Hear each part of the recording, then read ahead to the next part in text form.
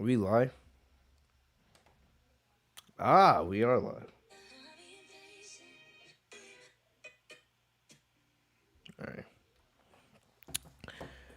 I know. It's a little late, people. I know it's like 12 o'clock.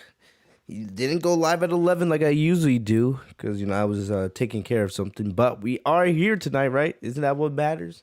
Isn't that what matters? All right. I'll give you guys a sec to get in here. I know some of you guys were probably watching this on demand. But yeah, we got to talk about Raw, sadly. But let me see. Anybody in the chat? All right. We got a couple of people. So let's get started. Yo, what's going on, everybody? It is your boy Fitz TV here, aka G-Lauren33. I am back here tonight with another episode of the Legit Shoe Podcast. Here with your Monday Night Raw review and results for, it's actually June 1st now on my camera, but Raw was May 31st, 2021. Hopefully you guys are doing good, staying safe, staying healthy. It's kind of crazy when you actually think about it. Here in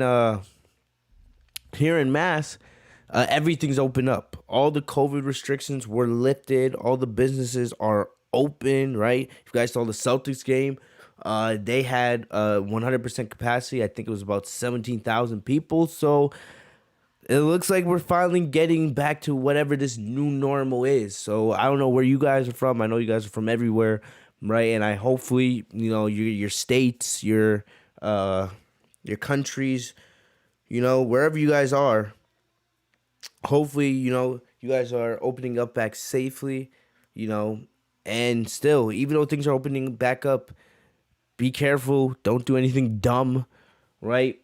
Be mindful that you could still get sick. But, take the precautions needed to protect you and your loved ones, right? Especially as we go to the summer months. Crazy things are going to be happening. So be safe. I want to get that message out to you guys as we get into it. But, we're going to talk about Raw tonight. I know you guys have been complaining about the SmackDown reviews. I got to find a better system to do them.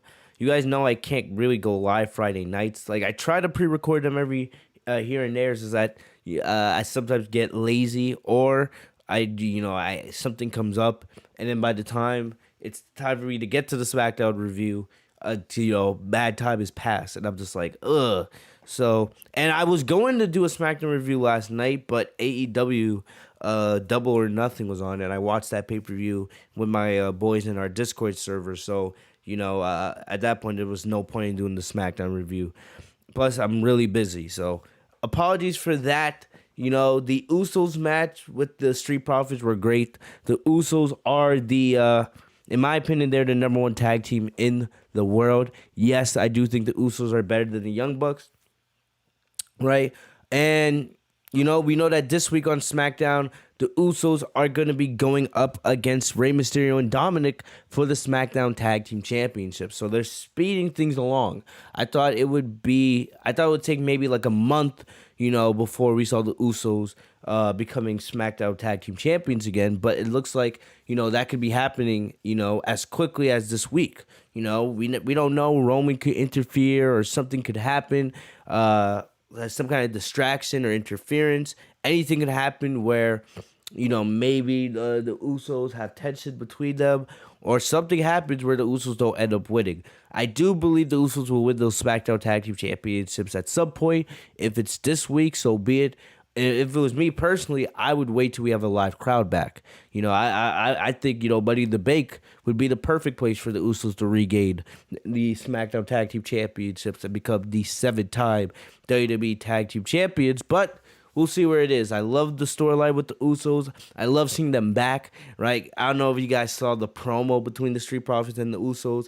It was great, especially the ending where Jay takes the mic and he's like, Mario and Luigi, because the Street Profits were, referring to Jimmy and Jay as Mario and Luigi, like, twin brothers from the video game series, right? So Jay goes like, Mario, Luigi, I'm going to build these bricks on both of your heads to get my coins up tonight. You want the smoke? It's lit now. Welcome to the Uso Penitentiary. I've always loved, the Usos when they bring that fire on the mic, and they definitely did here, man. I miss hearing the Usos promos. I can't wait for when we have live crowds again to see them doing them in front of with the live audience. Babyface or heel, the Usos are still amazing at what they do. But we'll see what happens. Right now, Roman Reigns doesn't have any opponent for Hell in a Cell. And I don't think it's going to be Cesaro unless they do something like Cesaro faces Rollins earlier in the night and they do Cesaro and Roman later on. But I don't want to see that. We've already seen, something like that with Daniel Bryan. Remember when Daniel Bryan won the Elimination Chamber and had to face Roman right afterwards? Like, it would just be an obvious, another big win for Roman. It would be an easy win for Roman, So we'll see. We'll see.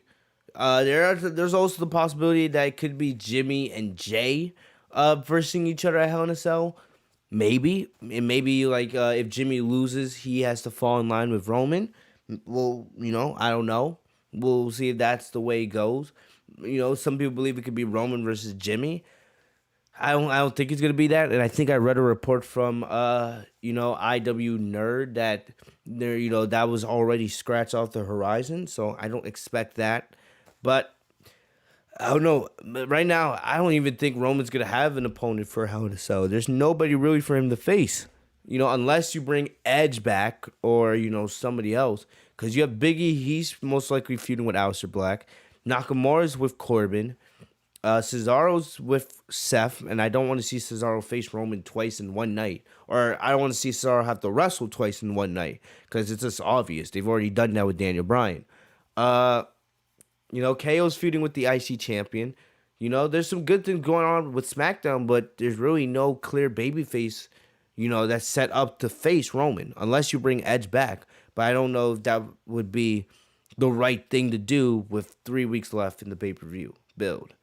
But we'll see, right? I know the rumors right now are saying that Cena versus Roman is what WWE wants to do for SummerSlam. And like I said, it should easily be that. There's no question in my mind that should be the match for SummerSlam. The main event should be Cena versus Roman. Easily. And I've spoken on that in the last couple weeks, right? When Cena comes back, it's going to be big because Cena hasn't been back in over a year and a half, almost. And Roman with this heel gimmick, it's different than when Cena and Roman faced each other back in 2017. This is a much bigger stage. And especially with Cena still going after his 17 world title and Roman with the level of character work he's doing right now, there's no reason why they shouldn't do that match. No reason why they should not do that match. So hopefully that stays the planned main event. If we get like that first SmackDown with fans in the middle of July, and we get Cena coming back to challenge Roman, I can imagine how hype and how lit that is going to be. Truly, I cannot wait. All right, but we'll see. We'll see if Roman has anything planned for Hell in a Cell. Right now, there's nothing. And if Roman doesn't have a match at Hell in a Cell, I'm not gonna really complain. I don't think he has to even defend every pay-per-view with how dominant he's been. So I wouldn't really have any problem if Roman doesn't defend at Hell in a Cell. But yeah, that's really my only big thing coming out of SmackDown, really. Aleister Black and Big E weren't even on the show. So, you had Aleister Black make his big return in that Fatal 4-Way match, costing Big E the IC Championship win. And he doesn't even, there was no follow-up. So, we'll see if there's anything on Friday. If we don't get anything on Friday between those two, then I'll start complaining. But I'll give them a pass for right now.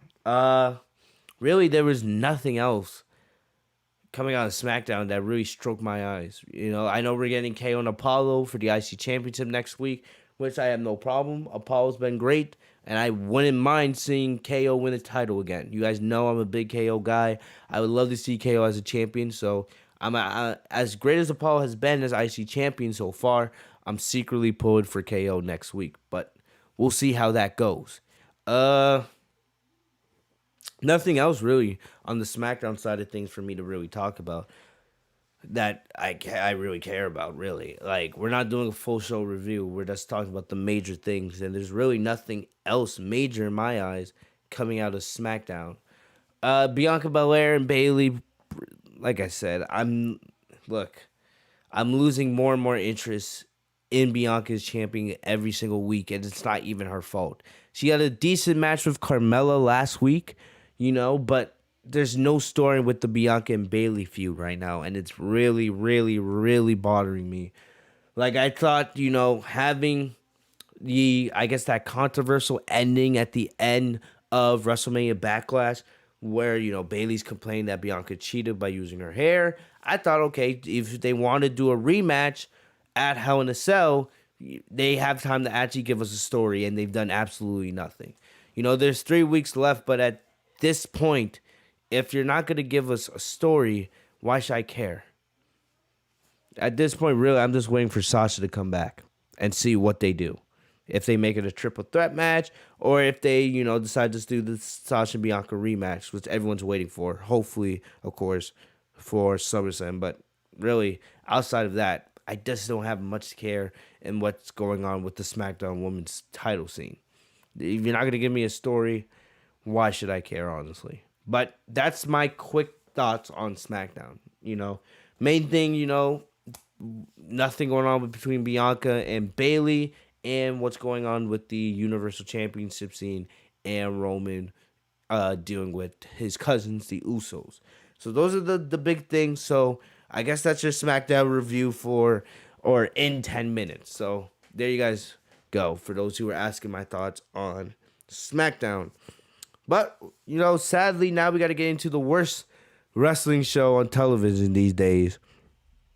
And we got to get into Monday Night Raw. This show was bad. It was bad. I'm going to be honest with you guys. I was barely paying attention throughout half this show.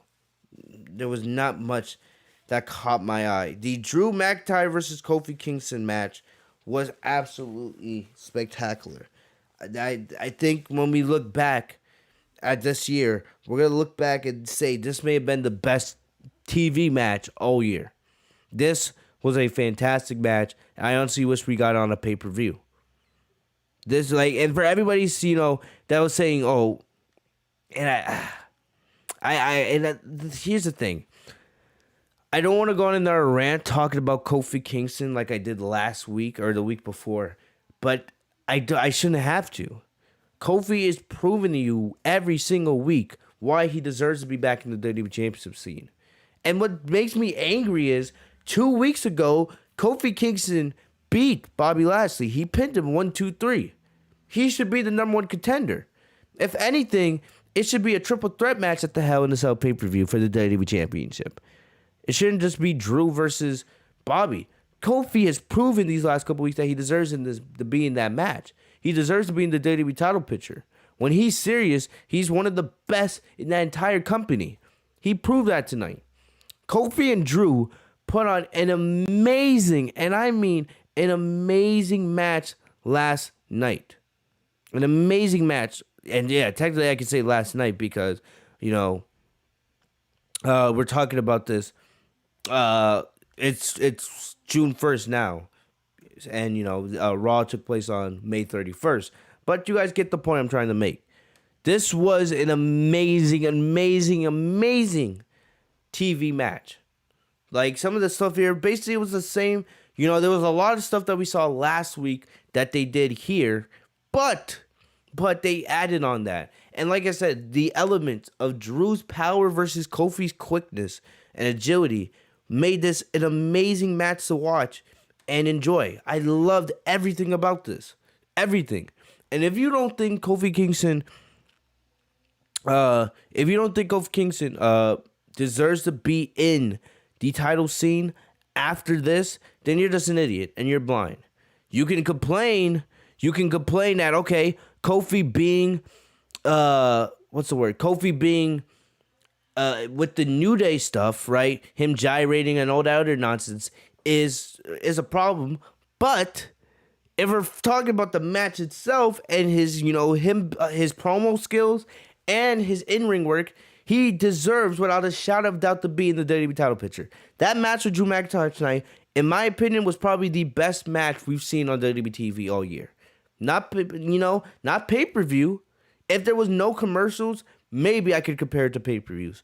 But, as a TV match, that was probably the best match we've seen on TV all year.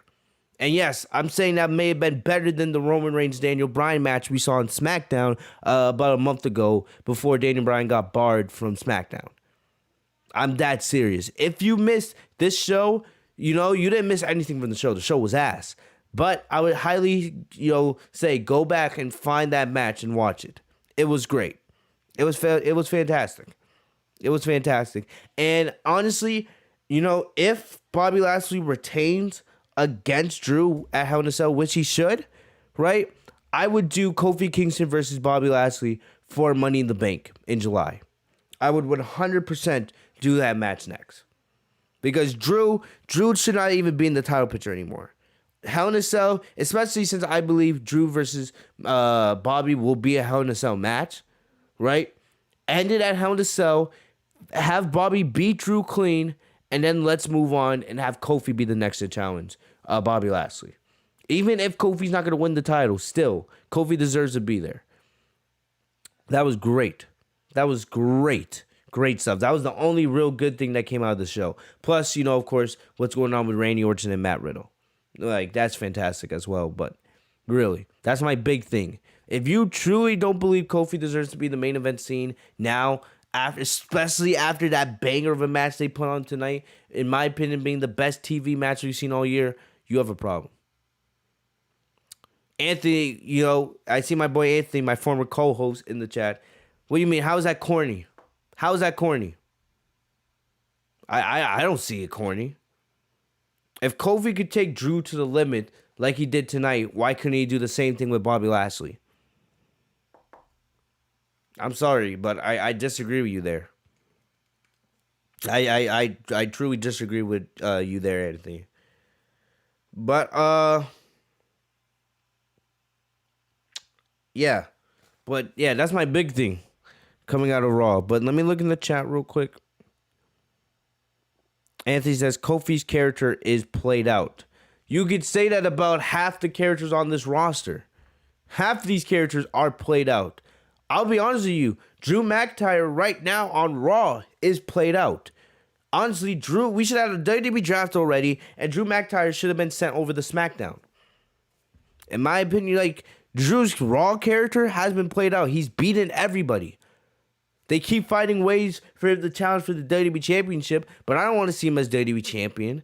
I want to see him go challenge for the Universal title on SmackDown. Because he's beaten everybody, and right now, it's Bobby's time to shine.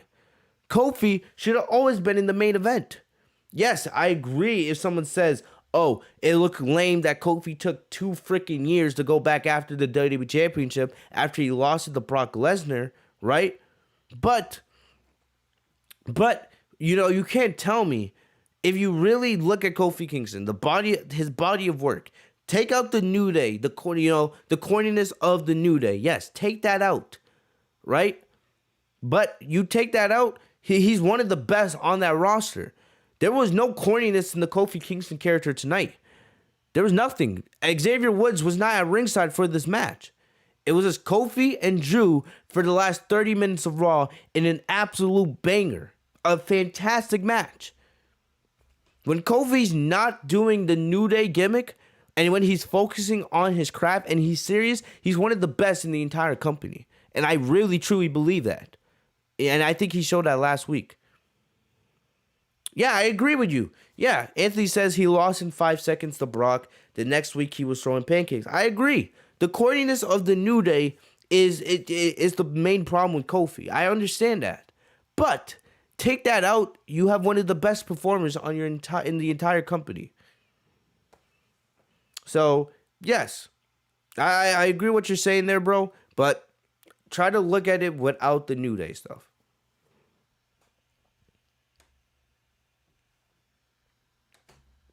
All right, so definitely. So Anthony brings up a valid point, but just try to take out the New Day stuff, because there was for those of you guys who didn't watch Raw, and I don't blame you because this show is ass, There was no New Day tonight. Xavier Woods was not there with Kofi. Xavier Woods was backstage watching. You know, he came out with Kofi for his entrance, but then he went right backstage. Kofi was all serious tonight, and we got probably the best Raw match all year. If we're being honest, yeah, that was the best match we've seen on Raw up to this point all year, and in my opinion, probably the best TV match of the year. Better than Drew McIntyre and Sheamus, better than Keith Lee and McIntyre, better than Roman and Daniel Bryan for the Universal Championship on SmackDown. And I'm that serious. So let me look up in the chat a little bit. You know, I'm hoping this Raw review's not long. You know, I know we're already 20 minutes in, but I'm really hoping this isn't a long stream because I barely paid attention to this show. Outside of the Randy Orton and Xavier Woods match and the Kofi versus Drew match, there was not much of this show to care about. Yeah, all right, Casey, I see your point. SmackDown's ratings have not been good. You know, I really don't know what to explain them because SmackDown hasn't even been that terrible. SmackDown's way better than Raw these days. Look, I don't know, it's because Sasha's not there. Because usually when Sasha was there, the ratings were around the 2. You know, but I really don't know how to explain the SmackDown ratings. Because SmackDown hasn't even been that awful lately. Let me look.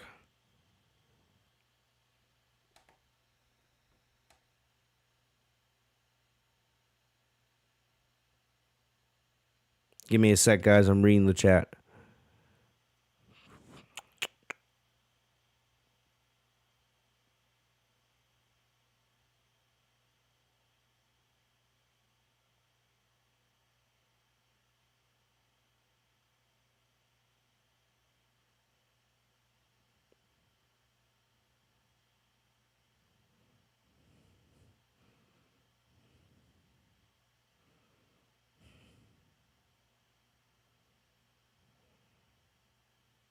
I don't know about the Keith Lee situation, Roy Nation. Look, that's one of the most confusing situations. Like, I've read reports that WWE doesn't want any information coming out about the Keith Lee situation. I saw Keith Lee's Twitter. He said, for those of you guys who support me, I promise I'll have an explanation soon. I just need some more time. I don't know what to tell you guys about Keith Lee. I want him back just like you guys. At this point, he should have already been at least, at minimum, a United States champion. At minimum, he should have been the United States champion at this point. If not already, you know, fighting for main event titles, you know, on a monthly basis. But I don't know what to say about Keith Lee. Like, I hope everything's okay. I heard he was recovered from injury, right? But I don't know. I just hope he returns sooner rather than later.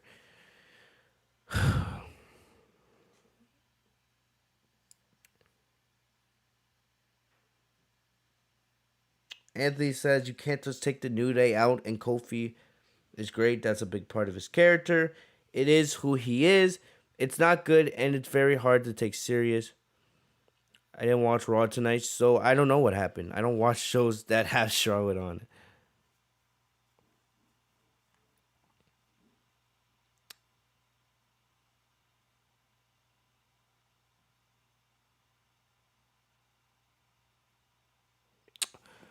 Okay, Anthony, yeah, you do have a point. You can't just take the New Day out, but Kofi can still be a single star.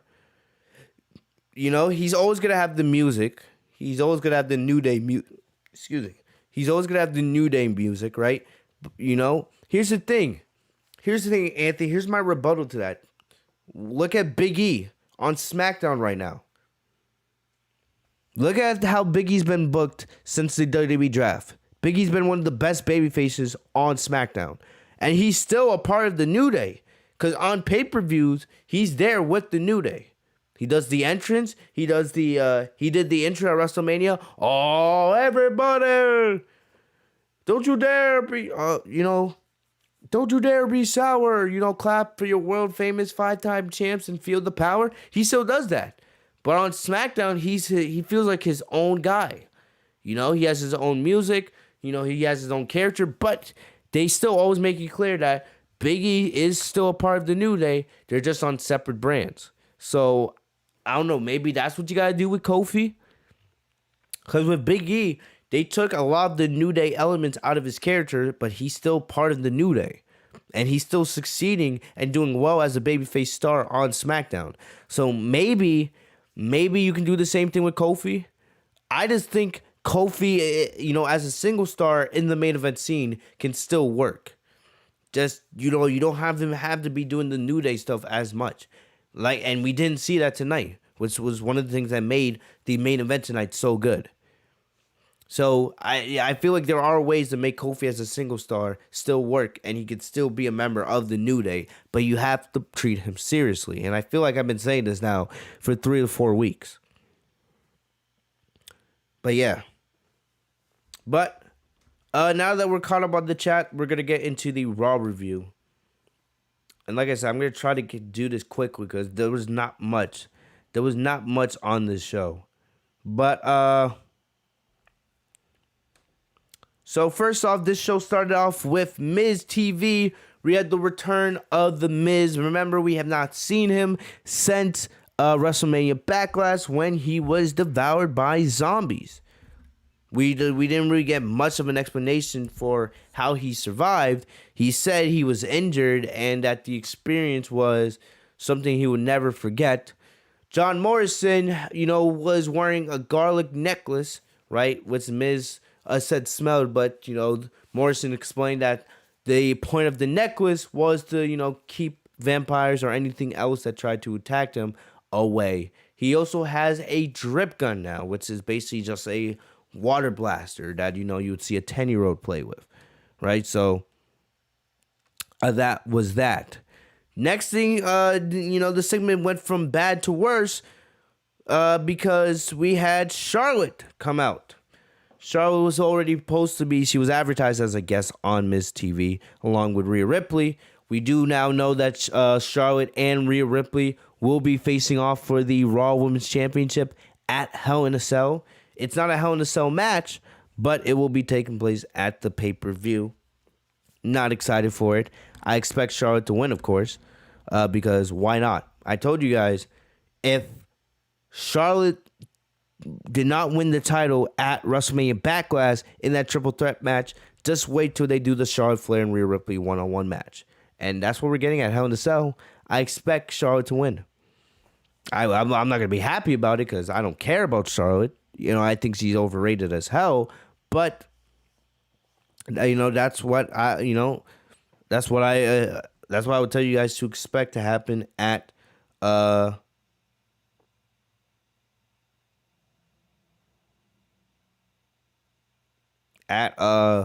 in a Cell. That's what I expect. I just got a notification that the Jazz beat the Grizzlies. Nice. Anyway, so Charlotte comes out and, you know, they start insulting each other. You know, Miz and John Morrison were fake laughing at everything in the background, which was very cringe. Charlotte told Miz and Morrison to shut up, but they just kept laughing. Who cares, right? But anyway, then Rhea Ripley came out and Rhea said that she would beat Charlotte at Hell in a Cell. Bro, they're like, Rhea Ripley with a microphone. Her presentation is just horrendous, bro. I'm only voting for Rhea Ripley to win at Hell in a Cell because of how much I dislike Charlotte and how I don't want to see Charlotte win another singles title, right? Charlotte's been walking around prancing and saying, the soon-to-be 14-time Women's Champion. It's ridiculous, bro. That's the only reason why I'm rooting for Rhea Ripley at Hell in a Cell. But look, you know, Rhea Ripley's presentation, I don't even want to see her as champion. To be honest, I'd rather see Nikki Cross. I can't believe this. I'm saying this. I'd rather see Nikki Cross as the Raw Women's Champion right now than Rhea Ripley or Charlotte. That's how much I hate this feud. And I hate, you know, what they're doing here with the Raw Women's division. Rhea's presentation is awful, and her push being rushed so she could become the Raw Women's Champion, has led to nothing because she's not special at all, and Charlotte's just garbage. It's that simple. But anyway, as they're trading insults, Nikki Cross comes out. It's good to see that Nikki Cross has gotten some TV time these last couple weeks, but still, it's not like they're booking Nikki Cross like some kind of serious threat in the Raw Women's division. She's more there as filler. So Charlotte mocked Rhea for losing to Nikki Cross last week in the 2-minute beat the clock challenge. So then Cross comes out and she apologized for interrupting the Miz, but Nikki said that she wants to face the winner of the match at Hell in a Cell. Charlotte said, and I quote, If life was fair, I would be the Raw Women's Champion right now. If life was fair, you would be off our TV screens. That's what I wish. That's what I wish. But, life isn't fair. Life is not fair, and then we end up dying. Don't want to be depressing, but that's just the reality of the situation. But Cross got into it with Charlotte. Charlotte said that she could beat Nikki in 1 minute. After Cross said she could beat Charlotte in 2 minutes, and then of course we got a beat the clock challenge, right? So it was the same rules as what happened last week with Rhea. Rhea was watching the match at ringside, next to the announce table, and I gotta say this before I talk about this horrific beat the clock challenge. The new Raw announcer, I'm forgetting his name. I know it's Jimmy. I don't know if it's Jimmy Smith. Let me try to find it. Yes, that's his name, Jimmy Smith. He felt really good. He felt really good on commentary. I like the energy he brings, especially to big moments in the match. He has a little bit of an understanding of the characters. You can tell, he did make a couple mistakes. It was his first night, but I think Corey Graves especially did a decent job of, helping carry the load for Jimmy tonight. Byron Saxton, you guys know that guy's a clown. I don't care about him at all in commentary. I believe Byron Saxton should have been let go along with Tom Phillips. I was very surprised to read about Tom Phillips getting fired, and Byron Saxton still having a job. So, I don't know. But, Jimmy Smith, definitely as he gets, more confident and he learns more about WWE. I don't know how much about WWE he knows, but he did a good job for his first night. I like the way he sounds, and as he, gets more experience and more used to calling WWE matches, I feel like he's going to get better. Still, in my opinion, the best commentator in all of WWE right now is Pat McAfee on SmackDown. He is absolutely amazing. But, I do feel good about Jimmy Smith after one night, and I can't wait to see him develop.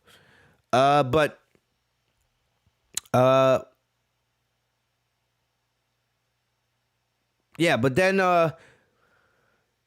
but back to, here we go. Back to this horrific beat the clock challenge, right? So basically, I'm not mad about how Nikki Cross acted. Nikki Cross did the smart thing. All she has to do is survive 2 minutes here. They made Charlotte look like a dumbass, Basically, Nikki, what she did is she ran around the ring. Every time Charlotte tried to, get her, she would, dodge her, and then she would take time off the clock. Rhea started laughing. Like a dumbass, Charlotte went, wasted time arguing with, with Rhea, trying to blame this on her. Charlotte looking dumb because she, had no problem mocking Rhea Ripley when she lost to Nikki Cross in the Beat the Clock Challenge last week. And here she is losing, and now she's making excuses, right? So, Charlotte barely was able to get any damage on Nikki Cross, and Nikki ended up winning. She ended up winning the Beat the Clock Challenge, and that was that. So Ripley applauded from ringside as Charlotte sat there frustrated. So I don't know where you go from here. This could lead to eventually Nikki Cross getting a Raw Women's Championship opportunity against Ripley or Charlotte in the future. Not that I care too much, because you've done nothing to make me care about Nikki Cross in the last half year that she's been on Raw. Maybe if you hadn't booked her like a jobber and changed her theme song and took away everything that made her special in NXT, maybe I would be more excited. I like Nikki Cross. I do. But I don't see this going anywhere. She's not going to win the Raw Women's Championship. She could put on a good match with Ripley or Charlotte. She could. I think we know that Nikki Cross is, good in the ring. But right now, she's getting these beat the clock challenge victories, but they're not going to mean anything at the end because she's not going to become the Raw Women's Champion. So it's just a joke that this is what you're doing right now with the Raw Women's division. As happy as I am to see Nikki Cross get TV time, this is still a joke at the end of the day if we're being honest with ourselves, right? And, WWE should honestly be ashamed of how they're booking the Raw Women's division. I don't think Asuka was on the show tonight at all. So clearly you guys can see that they just don't care. They just don't care. And I honestly hate it. I hate it, man. I'm not hyped for Rhea Ripley versus Charlotte at Hell in a Cell. I just hope Rhea retains because I would rather see anybody win that title than Charlotte Flair. That's my thoughts on that.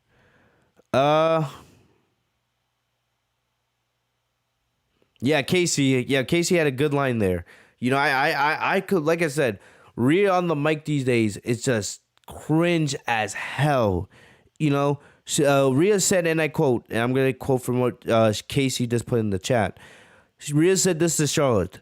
Charlotte, you want to send me to hell? Well, you can go to hell. I'm not a vampire. I'm a nightmare. Look, I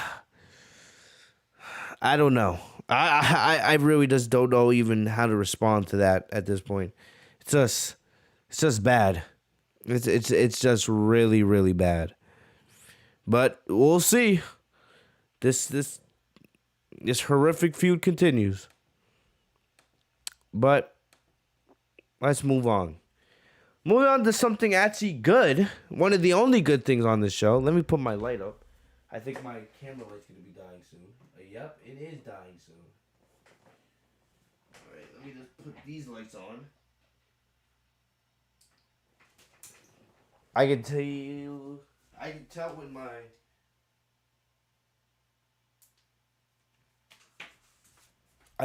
my camera is about to die. So, hopefully that makes the light look a little bit better. But, anyway. So you guys know I've been very, very high on, Randy Orton and Riddle as a team.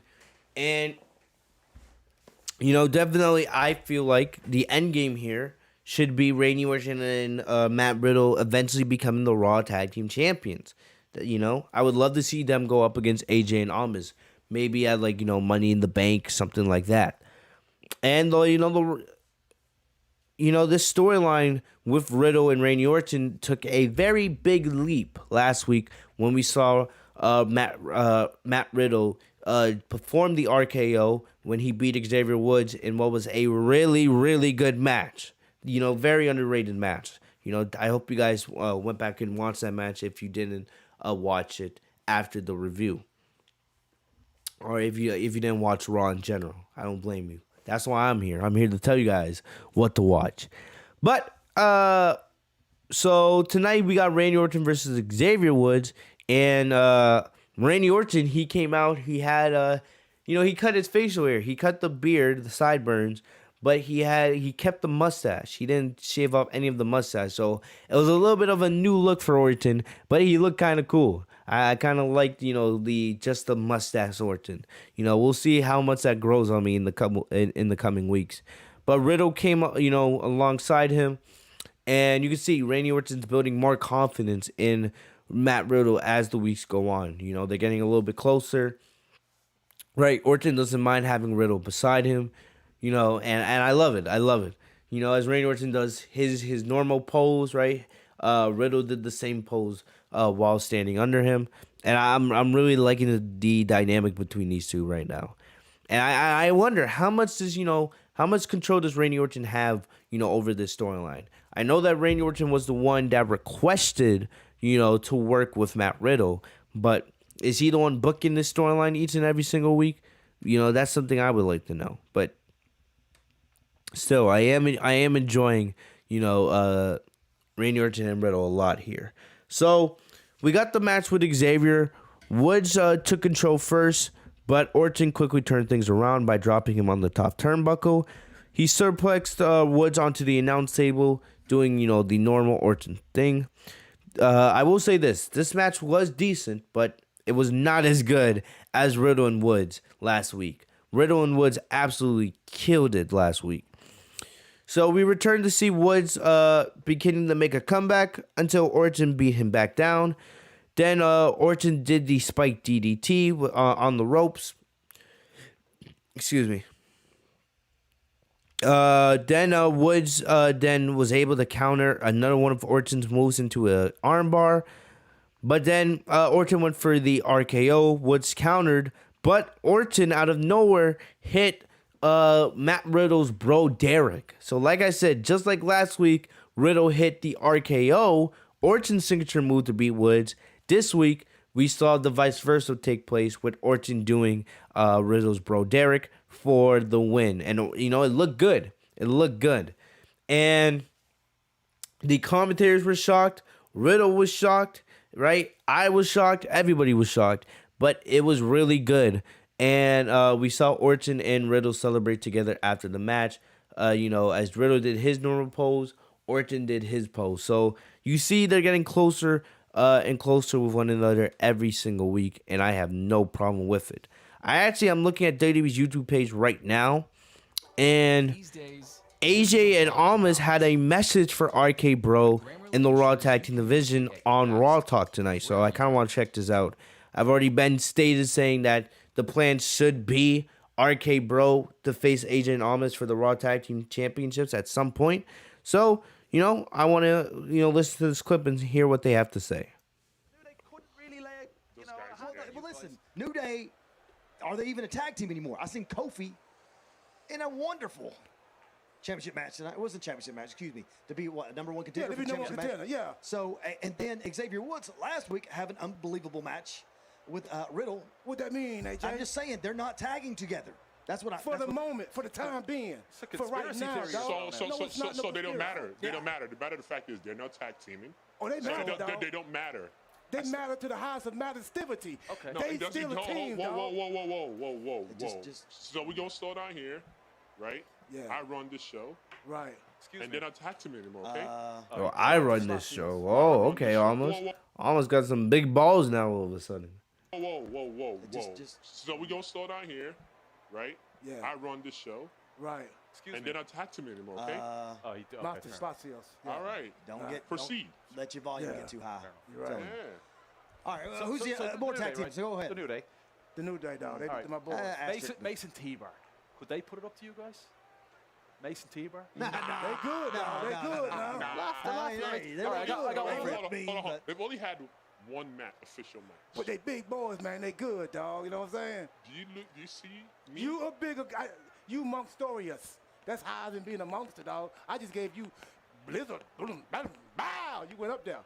But they are good, man. Relax, man. Easy with all the names, man. I got one for you. I'm listening. The Viking Raiders. I would like to see them back in action. They can give y'all a run for y'all money. Listen, we like competition.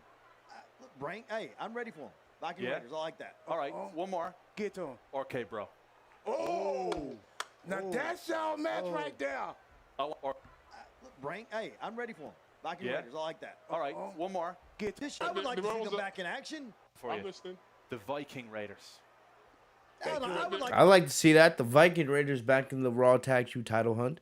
I want to see that. Like I said, look, the Raw Tag Team division has a good amount of teams.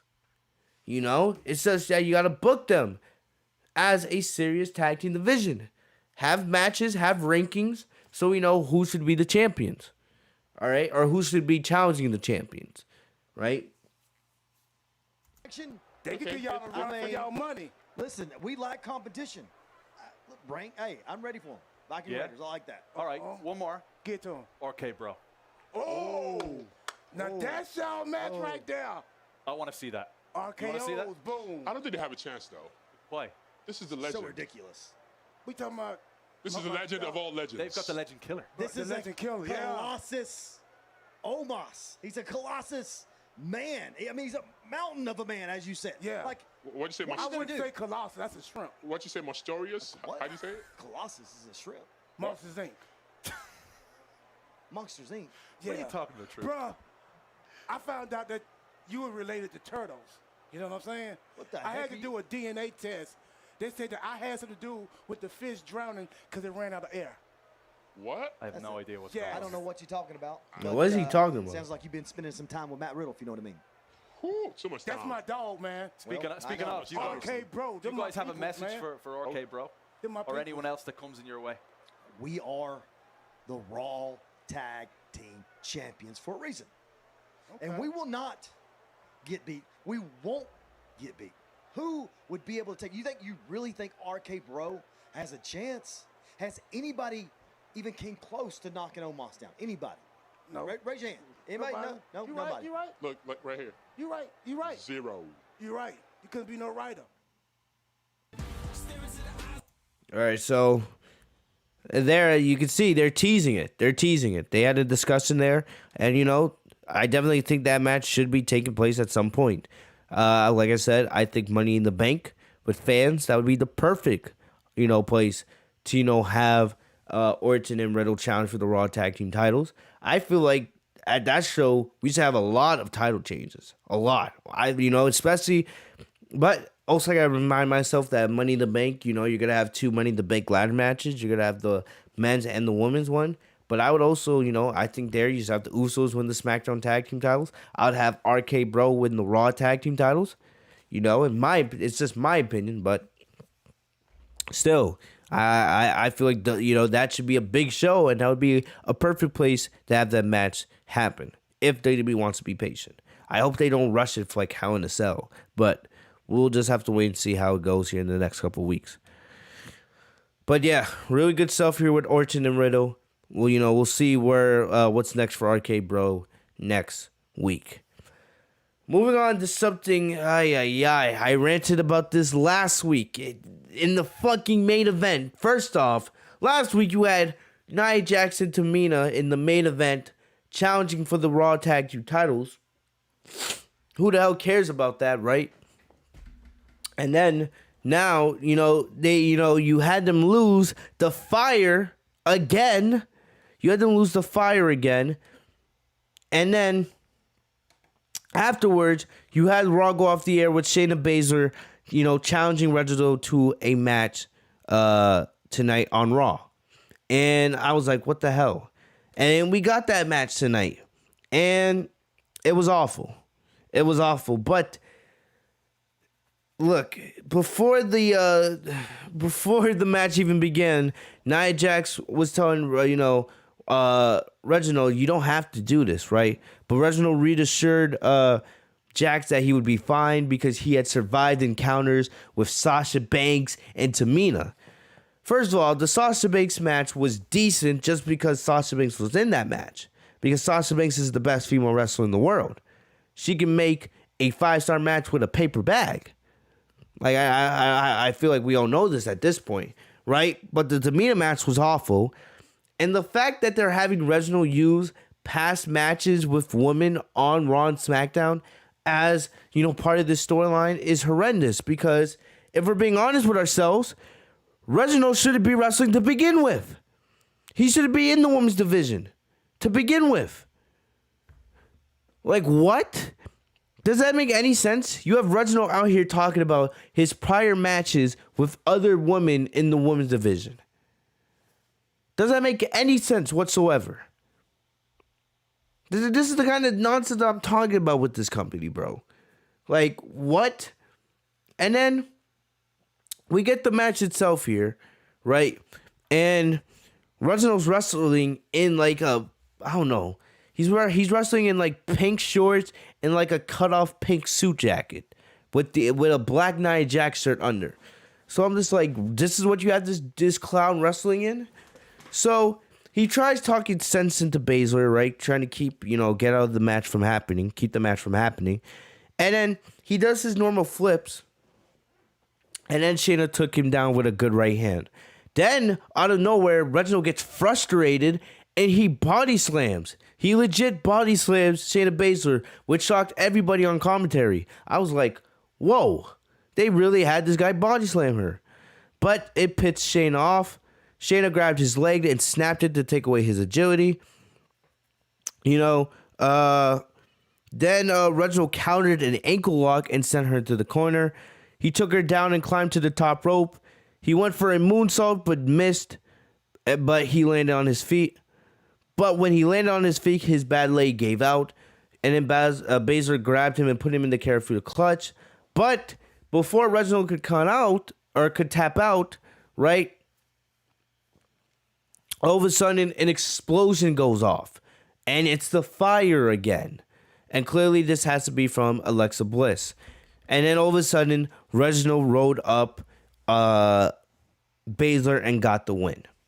So Shayna now loses to Reginald. So not only has Shayna lost to Tamina, Natalya on separate occasions, not only has she been pitted for the women's tag team titles on multiple occasions, right? Now she loses to Reginald. And she's lost almost all of these matches because of fire. If you guys don't believe Shayna Baszler is buried at this point, then you are just blind. She is buried. It is sad that this is what's happening to Shayna Baszler. Really. Someone that should have probably already been at least a women's champion once. Once. In the last 2 years. In the last 2 years, Shayna Baszler should have at least won the Raw Women's Championship once. Right? Now she's being turned into a jobber, right in front of our eyes. Every single week. Honestly, it should be Rhea Ripley versus Shayna Baszler for the Raw Women's Championship right now instead of that clown Charlotte. But this is what you're doing with her. Not only do you have her losing the freaking Tamina and, losing tag team title shots because of fire, you think it could get much worse after that, right? Now she's losing the freaking Reginald. Reginald of all people. A male superstar who's not even a actual wrestler. I don't know what else to say about it. But if you guys don't believe Shayna's buried at this point, you're just blind. And I have nothing else I can say. I don't know. But later in the evening, Nia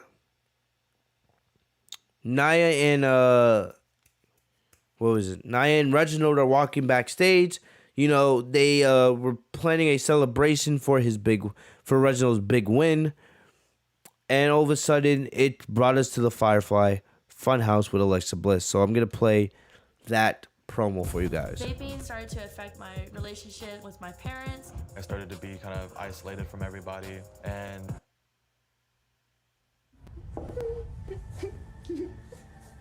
Hello, friends, and welcome to our playground. Yeah, I do want to say this.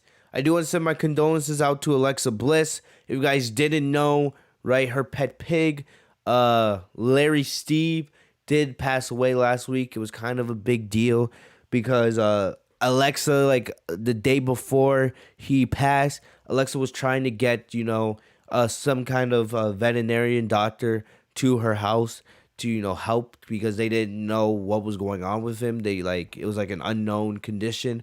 And he was in so much pain, they couldn't, carry him to a normal vet. They couldn't transport him, right?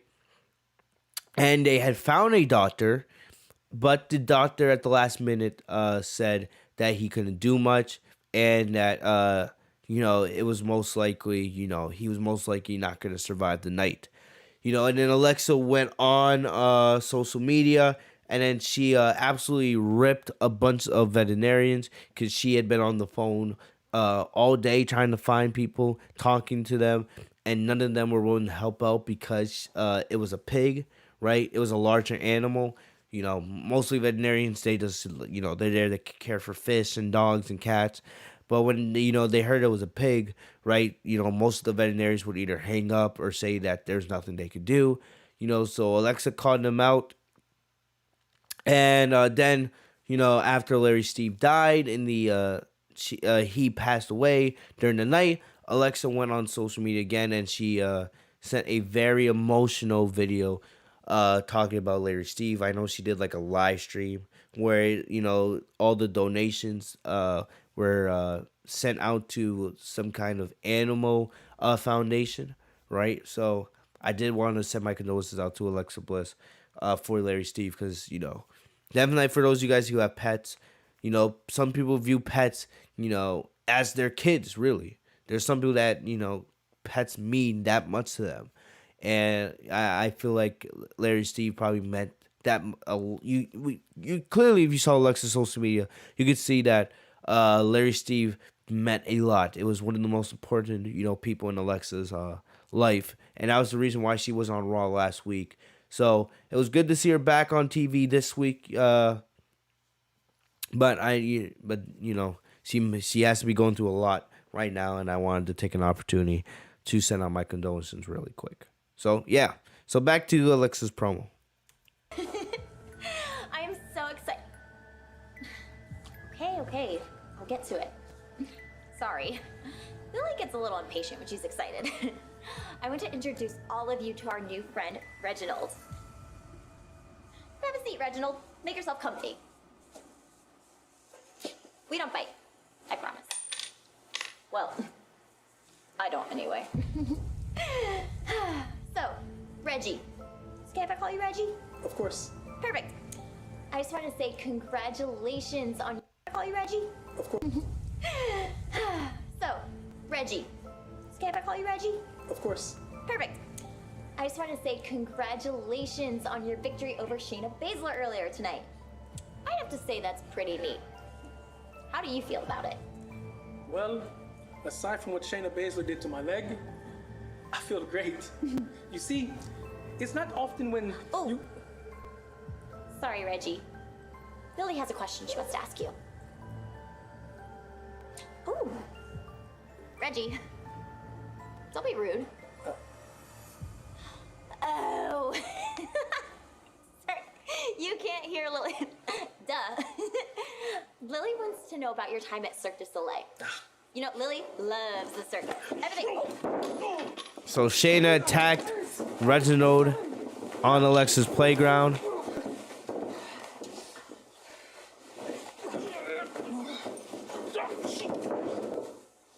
And then Shayna threw him out of the ring and sat down on the playground with Alexa. Shayna? Hi. I hate to break it to you, but you weren't really invited to play with me and Lily on the playground today. And it's only because Lily really doesn't like you. Sorry. Is that so? Yeah. You're becoming a big problem. And you just saw exactly how I handle my problems. So before this thing gets out of hand, I think you and I need to have a chat. So I'll see you next week.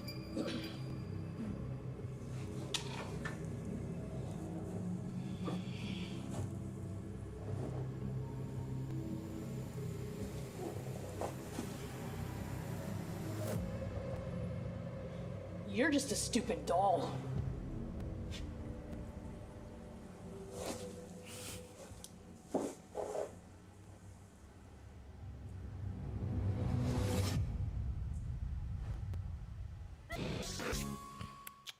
All right, so look, Shayna Baszler's booking has been absolutely horrific on Raw. We all know this, right?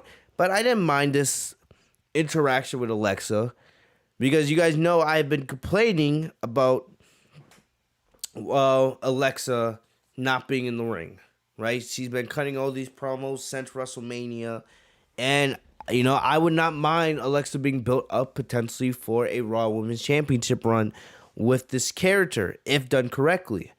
A lot of time has passed, and I have lost some of my interest in Alexa, but we'll see what they do with Shayna Baszler. So I'm guessing, right? I'm guessing based off the end of this segment, we will be getting Alexa versus Shayna next week on Raw, which, will be very interesting. Definitely we'll see Alexa probably showcase some of her, other powers, right? That she gained from, I guess, becoming the Fiend at WrestleMania. But still, I kind of hate that they waited, all this time to finally get this Alexa Bliss storyline going somewhere. But, still, I am interested to see where it goes. And I'm hoping, WWE does it right. Well, we'll see. I don't trust WWE, but we'll see next week what happens with Shayna and Alexa. All right. So that was that. Next up, we had Mason T-Bar versus Lucha House Party. And like I said, I'm starting to like Mason T-Bar as a tag team. I'm liking them, I just wish. My main thing is, I wish that they would just use their normal names, Dominik Dijakovic and Dio Madden. It wouldn't be hard. All you really need is for them to come out and say, our names are not T-Bar and Mace. Those were given to us by Mustafa Ali. Our real names are Dominik Dijakovic and Dio Madden. That's it. I hate that they're calling them, being called T-Bar and Mace. It's like it's a waste, really. And those names make them feel like jokes. And if you want to maybe build these two up as an actual legitimate threat in the Raw Tag Team division, because they can be, let's treat them seriously. Let's try to actually give them some dignity and respect, please. But we got this match tonight. The match didn't last long. T-Bar started out against Vince Dorado. He got a few big power moves in before Dorado put him in a sleeper hold. Then Great Metalik tagged in and hit a splash from Dorado's soldiers. Then Mace tagged in and they destroyed Metalik with a sweep/clothesline combo. And then T-Bar and Mace won with a double chokeslam. So it looks like Mace and T-Bar could be in line to get some kind of push. If I'm WWE, I would book a feud with them and the Viking Raiders. I feel like that's something that, could be interesting in the Raw Tag Team division. Like I always say, you need to have side feuds taking place outside of your championship and your main event feuds. And, if you're serious about building up Mason T-Bar as a big, as a threat in the Raw Tag Team division, and potentially one day them being Raw Tag Team champions, the Viking Raiders is a good place for, them to start. Plus, the Viking Raiders need a feud anyway, because they have done absolutely nothing since Dave came back. They beat Cedric Alexander and Shelton Benjamin a couple times, and that was it. So I would like to see the Viking Raiders used again. And if you're serious about building up Mason T-Bar, this is the perfect way to do it. So we'll see if, WWE is truly serious about Mason T-Bar, because 1 week they're on television, 1 week they're off. I want to get behind these two, right? But you got to treat them a little more seriously if you're actually going to do that. And a great way to start would be by changing their names back to Dominik Dijakovic and Dio Madden. Hint, hint, WWE. But yeah, they got the win here. We'll see what's next for them next week. Next up, we had Sheamus came out. Sheamus came out and he talked about being attacked by Ricochet and Humberto Carrillo last week. And he dared one of them to come out and face him, right? And then Sheamus said that tonight, what he's going to do as the greatest United States champion ever, that's what he said, he's going to set an example by not wrestling once but twice. He said he would face Ricochet and Humberto back to back and teach them a lesson in respect. Because the whole thing here is, Humberto and Ricochet teaming up, and that's how they gain an advantage over Sheamus. So he dared one of them to come out, and Ricochet answered the challenge first, right? So all of a sudden, Sheamus dominated at first, but Ricochet used his speed to his advantage, and then Sheamus yanked him out of the ring and threw him to the barricade. All of a sudden, Humberto Carrillo's music started playing, and he came out to distract Sheamus. And then this allowed Ricochet to roll him up for the win. So Ricochet gets a victory over Sheamus in about 3 minutes because Humberto came out to cause the distraction. So then after the break, Ricochet was out on ringside watching the match as Sheamus started beating down Carrillo. So Ricochet tried to give Carrillo some words of encouragement, but Sheamus just continued to club Humberto along his chest. Carrillo then busted Sheamus open with a very stiff forearm, but Sheamus did not let it slow him down. But, Ricochet started getting involved, hopping up on the ring apron, and distracting Sheamus. So, I didn't like this. Because you were making Sheamus look like the babyface here, And all of a sudden, Carrillo got a roll-up on Sheamus as well. So, not only Ricochet, but Humberto Carrillo both get clean victories over Sheamus tonight on Raw. And I don't like that. Especially with how dominant you've made Sheamus look in these last couple of weeks, right? Now you're having him lose because of these cowardly distractions, right? Isn't Sheamus supposed to be the heel here? You actually made Sheamus look more like a babyface here because, you have him losing because he became distracted. And, remember, he's the one being outnumbered here. It was 2-on-1. And Sheamus, even though he's a heel, he's a prideful heel, that he believes he'll fight anyone. And, he believes in one-on-one, right? He has that Irish mentality, So WWE did not do a good job of, doing whatever they wanted to do here. If they wanted to get Ricochet and Humberto, title opportunities in the future, there was way better ways to do it than having Sheamus lose twice back-to-back, especially with how dominant he's looked these last couple months. So I didn't like that. Plus, the whole 2-on-1 thing, it made Sheamus actually look more like a babyface than a heel here. So I did not like what they did here at all. Right? But, I don't know. So clearly, I think most likely this is going to lead to a triple threat match in the next couple weeks. Maybe Hell in a Cell, that's when we get this triple threat match. But I can honestly see WWE doing it on Raw anytime here, in the next couple weeks. It could be next week. It could be the week after. It could be on the pre-show of Hell in a Cell. Who knows? We'll have to wait and see where this all goes. But I didn't like what they did here. I didn't.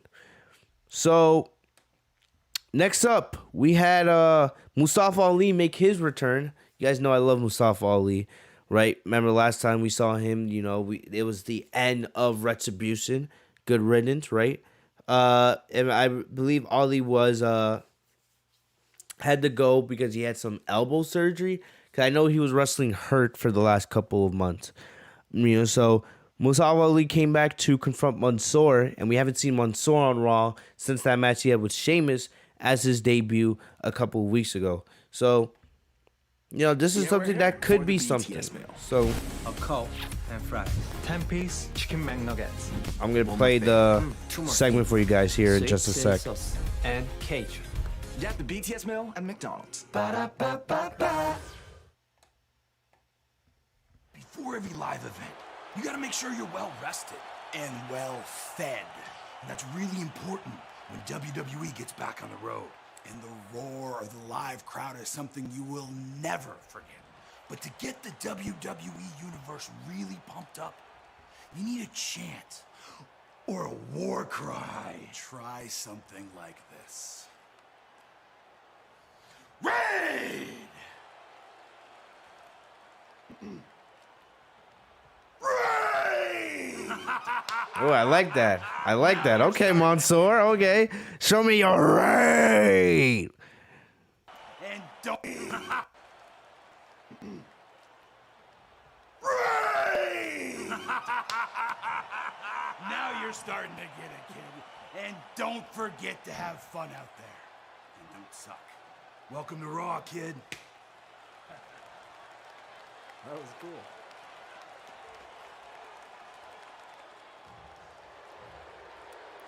Well, I like this suit Mustafa Ali is wearing, man. Ooh, looking clean.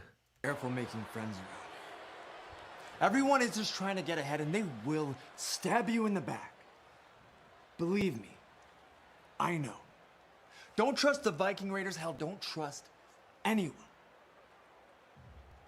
So why should I trust you? Oh, okay. Now you're getting it.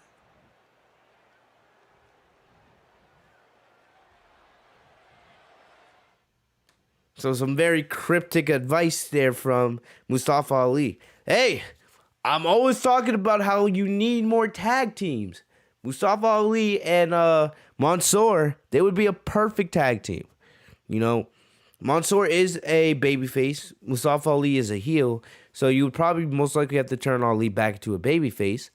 But who knows where this could be going. I'm intrigued because I love Ali. I wish he was booked better on this show. But, we'll see. We'll see if, this turns into something. And this could be big for Mansoor. This could be his first big, storyline on WWE TV. So we'll just have to wait and see where this goes. But I would love to see this turn into a tag team in the Raw Tag Team division. I feel like they would be perfect together. But we'll see where it goes next week. Bobby Lashley. Bobby Lashley had a fly orange and blue suit on tonight, and basically he was backstage with the ladies and MVP as they prepared to watch the #1 contenders match for the WWE Championship to see who would be his opponent for Hell in a Cell. Next up, we had Naomi and Lana versus Mandy Rose and Dana Brooke. They had Natalya and Tamina on commentary to scope out who could potentially be their next challengers for the Women's Tag Team Championships. I don't know. You guys know I've said the Riot Squad should be the ones to challenge. The Riot Squad should be the next ones to win those tag team titles. It makes no sense to me why WWE refuses to push the Riot Squad. They did the Riot Squad versus Natalya and Tamina on SmackDown last Friday, and the match wasn't bad, but they had the Riot Squad lose again. And then the Riot Squad cut this promo backstage afterwards where they were really frustrated and that they were really tired of, losing. So I don't know. Maybe they could be teasing the Riot Squad turning heel, and then, maybe an attitude, change will be what can get them the tag team titles. But I like the Riot Squad as baby faces. I would have no problem with them remaining babyface. So I don't know. And you guys know I'm a big fan of Liv Morgan. I feel like Liv Morgan is one of the most underrated wrestlers in the women's division. She is highly underrated. You can say the same thing about Ruby Riott as well. So it just angers me that the Riot Squad, have not won those women's tag team championships. And, every time they get close, WWE decides not to pull the trigger on it. And I don't understand why. It truly does baffle me, and it bothers me to a large degree. But tonight we had Mandy Rose and Dana Brooke versus Naomi and Lana, a match we've seen on countless occasions. This could just, determine who would be next in line to face Natalya and Tamina. So the match wasn't horrible. But Rose got the hot tag, and she hit a flapjack with Dana Brooke for a near fall. Lana tried a few different pinning combinations on Rose before she was cornered and hit with a neck breaker. And then Brooke made the cover and got the pin. And that was that. So, yeah. Like I said, unless you're going to push the Riot Squad to them finally becoming the Women's Tag Team Champions, I don't really care. I don't really care about Tamina and Natalya. I don't really care about Mandy Rose and Dana Brooke. I don't care about Naomi and Lana. Naomi, if anything, Naomi should be challenging for the Raw Women's Championship. This would be the perfect opportunity to build up Naomi in that Raw Women's division, to challenge Charlotte or Rhea Ripley, whoever wins that title. I don't know why WWE refuses to push Naomi as a singles competitor. I hate it, bro. I really do. But, yeah, that's that. That's really all I have to say when it comes to the women's tag team titles. You're not going to put the Riot Squad? I'm just not going to care. Next up, we had Cedric Alexander versus Shelton Benjamin again. So this has been an ongoing feud as these two have faced each other nearly every single week for like the last month since they were, kicked out of the Hurt Business, and Cedric decided to split up from being tag team partners with Shelton Benjamin. This match tonight was probably their worst because it only lasted about 1 minute. So Cedric, like I said this last week, Cedric needs to stop yelling so much. Like, actually yelling. Cedric comes out and he's screaming at Shelton Benjamin from ringside.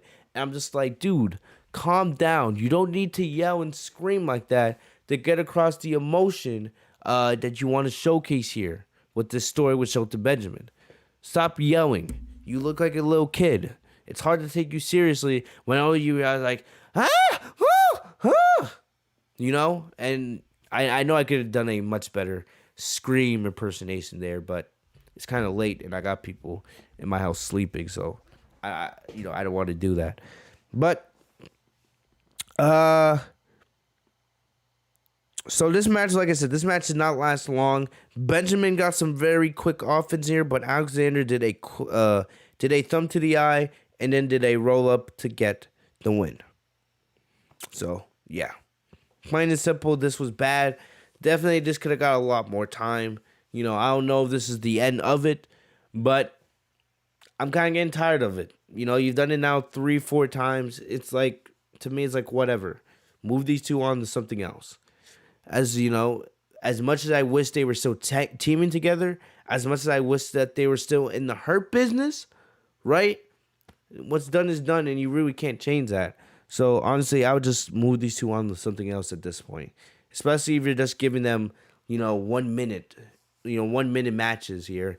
Then that's telling me that you don't care about it. So, there's no reason for me to care about it. So, at this point, I would just move them on to something else. And that's that. So, next up, we had AJ Styles and Almas versus Elias and Jackson Ryker for the Raw Tag Team titles. So, like I said, this is more of a filler feud for me. The big feud for the Raw Tag Team titles should be RK Bro against AJ and Almas. And, I have no problem with this being a filler feud because I have no problem with Jason Ryker and Elias being in the Raw Tag Team title scene, right? But, this match was all right. It was decent. I wasn't expecting anything wild from it. So Elias took control of Styles and put him in the corner for some forearm strikes. Then AJ countered him after an Irish whip and took him down with a snap suplex for a 2 count. We come back for commercial and Rikers had Styles grounded. Both men went for a tag, but when Elias saw Almas get in the ring, he jumped off the apron and left Ryker to deal with the Giant himself. Almas decimated and destroyed as Elias watched from the ramp. Styles got the tag and finished Ryker off with the phenomenal forearm to retain the tag titles.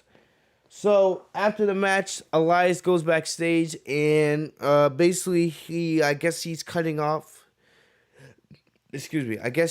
his partnership with Ryker, I believe. I wasn't really paying attention to this fully, but I believe Elias said that, as we prepare to go back to live crowds, and as everybody across the nation prepares to walk with Elias, he doesn't want to be, going from city to city with someone like Jackson Ryker. So I guess this is the end of that partnership. I don't know.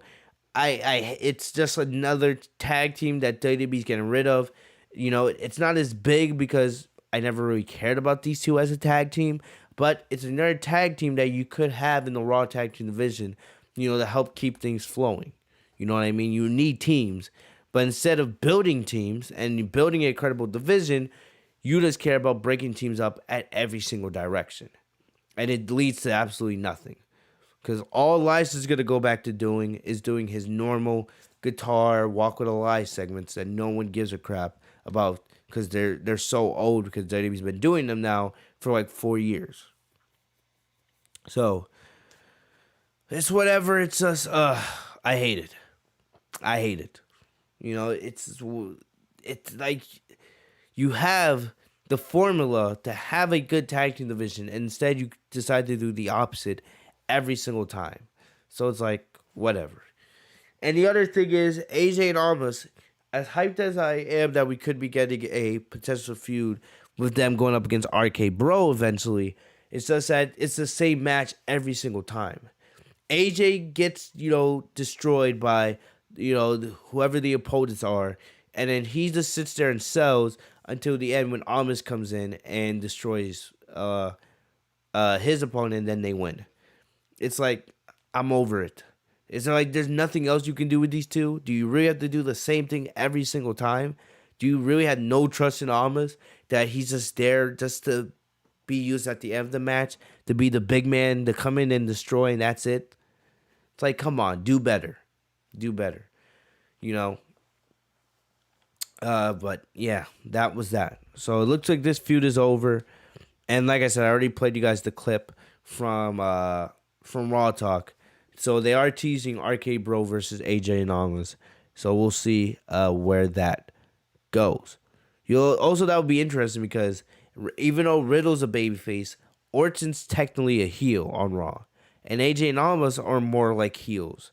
So I don't know. We'll see. But I'm still hyped to see it. Still excited to see it. Hopefully here in the next couple of weeks. Last but not least, already talked about this in the opening. Drew McIntyre versus Kofi Kingston. #1 contenders match.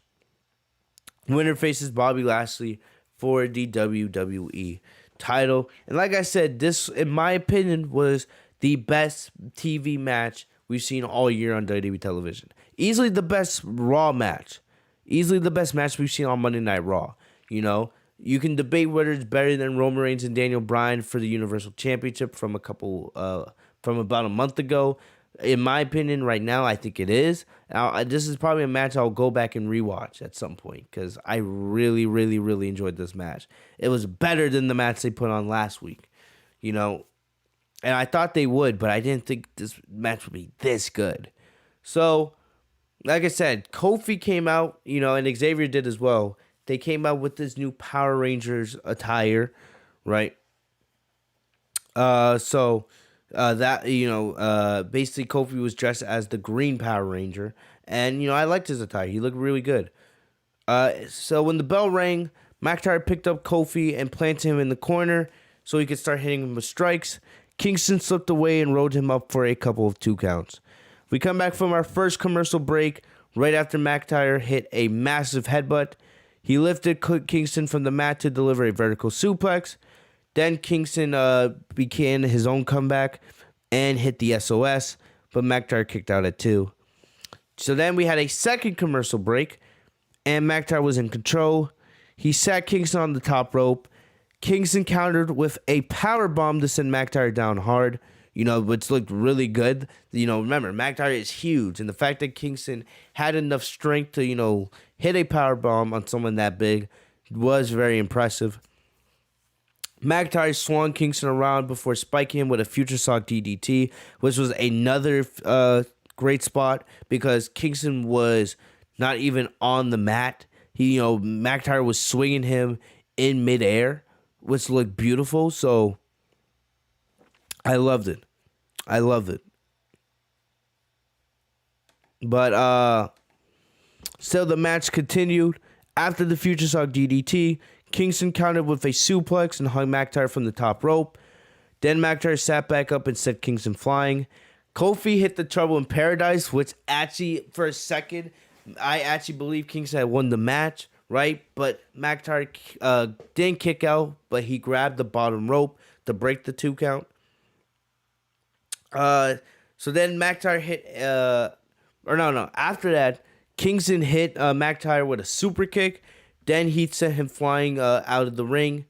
So then Kingston went for a dive, took out McIntyre, threw him back into the ring, and then went for the top rope. And I knew at this point, I was like, all right, this is going to be it. McIntyre's going to hit him with a Claymore, and that's exactly what happened. McIntyre hit Kingston with a massive Claymore as Kingston jumped from the top rope. and then McIntyre got the 3 count. 1, 2, 3. So now it is official. We're going to be getting McIntyre versus Kingston. Or not McIntyre versus Kingston. McIntyre versus Lashley one last time at Hell in a Cell. I would guess this match will most likely be inside of Hell in a Cell. And as the show went off the air, Kingston and McIntyre shook hands in a show of respect after an absolute brilliant battle. Great match. Fantastic. And then Lashley came out with the WWE Championship to let McIntyre know who's he facing at Hell in a Cell as the show ended. So, there you have it. There you have it. So, like I said, if anything, I wish that Kingston was getting this opportunity. I wish it was Kingston versus Lashley. But, in my opinion, I would have Bobby Lashley beat McIntyre at Hell in a Cell, end it, because after that, McIntyre needs to take a break from the WWE Championship picture, since he's been there basically for well over a year now, since before WrestleMania when he was going at it with Brock Lesnar. And then I would do Kingston versus Lashley at Money in the Bank. That's what I would do. If anything tonight, Kingston not only proved that he should be in the main event scene, but Kingston made me want to see a legit match with him and Bobby Lashley more than ever. Because if Kingston can put on a great match with McIntyre, he's capable of doing the same exact thing with Bobby Lashley. And like I've been saying, Kingston deserves to be in the main event scene. He should be. And, this match tonight was absolutely spectacular. I'm going to go back and watch it at some point. I would highly recommend you guys go back and see it, especially for those who didn't watch Monday Night Raw tonight. That's your homework, guys.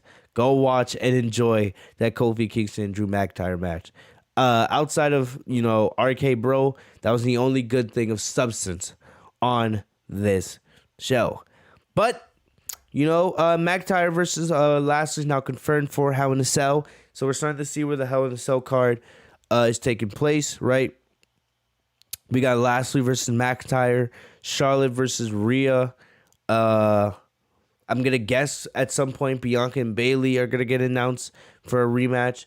I would also guess Cesaro and Roman, or not Cesaro and Roman, Cesaro and Seth will get announced as well. I don't know what else will be on that show. We may have a couple of tag team title matches, but, we could maybe get RK Bro versus AJ and Almas, but none of that's confirmed right now. But we'll see. We still have 3 weeks left till Hell in a Cell, so we'll see how this card continues to take shape. But, Raw was not good tonight. The only good things, are RK Bro and Kingston and McIntyre. But outside of that, this show was another dreadful waste of 3 hours, man. And hopefully, for those who didn't watch the show, I was able to get the information to you guys. And hopefully my review was more entertaining than Raw for those of you guys who actually did watch this show. But other than that, guys, that's about all I got for you guys today. Thank you guys so very much for joining me here on the Legit Chew podcast. I'm getting out of here. I'm going to get some sleep. If you guys enjoyed the review, if you guys enjoyed the podcast, leave a like on this video. Subscribe to the channel by hitting the bell next to my name, Fitz TV, so you guys are notified every time I post a new video. I didn't live tweet much during Raw tonight, but still, if you guys want to talk to me about wrestling or anime or any of that good stuff, follow me down on social media. The links are in the description down below. But yeah, thank you guys for everything. Go check out all my other content. Hopefully you guys enjoyed once again. You guys continue to stay safe and healthy. So I'll see you guys later. Peace.